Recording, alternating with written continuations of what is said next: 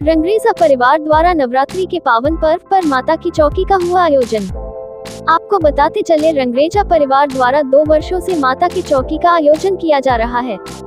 इसी क्रम में इस वर्ष भी नवरात्रि के पावन अवसर पर माता की चौकी का आयोजन हुआ। इस आयोजन में सांवरिया म्यूजिकल ग्रुप के कलाकारों ने भक्ति रस से समा बांध दिया और भक्त भी माता की चौकी का भरपूर आनंद लिए। माता की चौकी में कीर्तन के साथ प्रसाद वितरण हुए।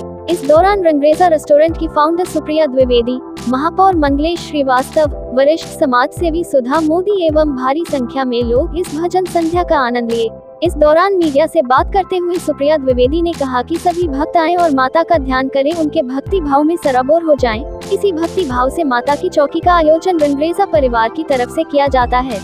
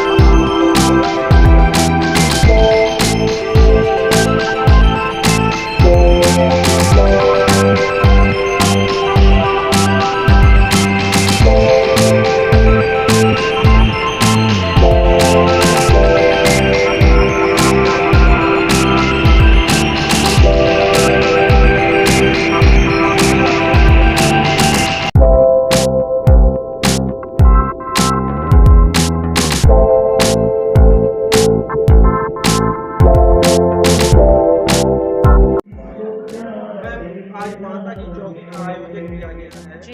ये कार्यक्रम आप कितने वर्षों से कर रही हैं और इसका मुख्य उद्देश्य क्या है जी? नमस्कार, मैं सुप्रिया द्विवेदी, फाउंडर रंगरेजा रेस्टोरेंट।